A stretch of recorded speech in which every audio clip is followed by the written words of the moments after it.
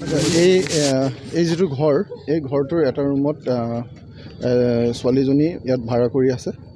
ভাড়া লৈ থকা আজি এমাহমান হৈছে। ছোৱালীজনী এটা 24 বছৰমান 25 বছৰ বয়স হ'ব। এটা NGOত কাম কৰে। ঠিক এনেকুৱা সময়তে 10:30, 11 এনেকুৱা সময়ত ছোৱালীজনী কামলৈ ওলাই যায়। আজি ঠিক সেইটো সময়তে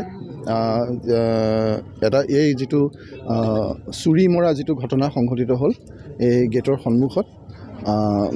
ছোৱালীজনীক এটা ল'ৰাই পেটত আৰু হাততো আঘাত পাইছে, ডিঙিটো পাইছে, খুব বেয়াকৈ চুৰি মাৰিছে।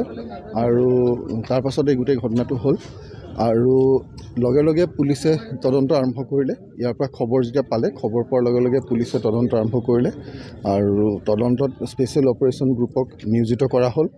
আৰু সেই ল'ৰাটোক ট্ৰেক কৰি CCTV ফুটেজ সংগ্ৰহ কৰা হ'ল, ল'ৰাটোক ট্ৰেক কৰিবলৈ আৰম্ভ কৰা হ'ল আৰু ল'ৰাটোক ইতিমধ্যে স্পেচিয়েল অপাৰেশ্যন গ্ৰুপে কৰায়ত্ব কৰিছে।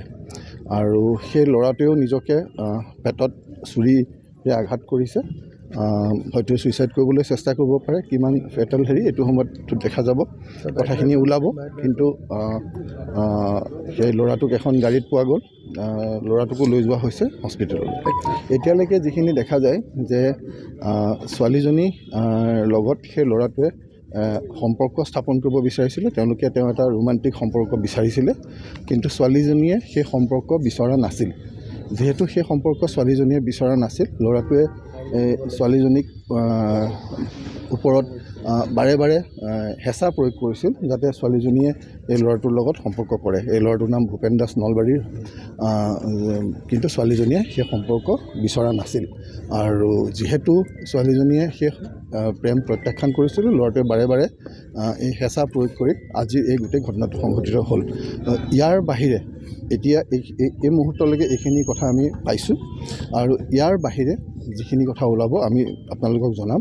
কিন্তু গুৰুত্বপূৰ্ণ কথাটো হ'ল যে যিটো আসামী, সেই আসামীটো কৰায়ত্ব হৈছে। গতিকে বাকী কামখিনি এতিয়া আৰু কোনোবা আছে নেকি তাৰ লগত? সেই গোটেই কথাখিনি তাৰপিছত ওলাব, কি আছে কি নাই।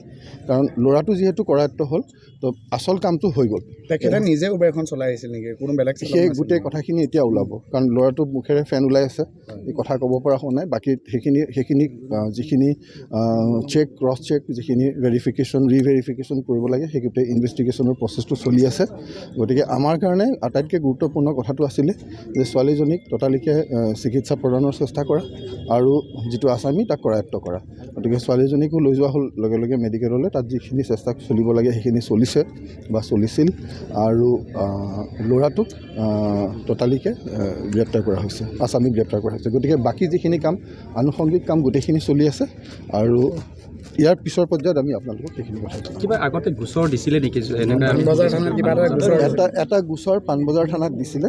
সেই গোচৰটো দিয়াৰ তেনেকুৱা গোচৰৰ ক্ষেত্ৰত যিখিনি প্ৰচিডিঅ'ৰ হয়, সেইখিনি পাণবজাৰ থানাই সেই প্ৰচেছখিনি কৰিছিল। আৰু সেই ক্ষেত্ৰত যিখিনি কাম কৰিব লাগে তাৰ পৰা সেইখিনি তেওঁলোকে কৰি আছিল। আৰু বাকী সেই গোচৰৰ ক্ষেত্ৰত কি আছে সেইখিনিও আমি গোটেইখিনি বস্তু ভালকৈ চাম। এই যুৱকজনৰ বিৰুদ্ধে দিছিল। ছোৱালীগৰাকীজনীৰ দেউতাকো আৰক্ষীতে কৰ্মৰত বুলি কৈছোঁ। এই গোটেইখিনি কথা আমি আপোনালোকক জনাম যে ছোৱালীজনীৰ আমি পৰিচয়টো আমি নামটো ক'ব নালাগে। গতিকে সেইকাৰণে সেই নামটো আমি কোৱা নাই। ঠিক আছে। এনে পৰিয়ালৰ মানুহ আহি আছে, আমি সেই গোটেই ঠিক আছে। যোগাযোগ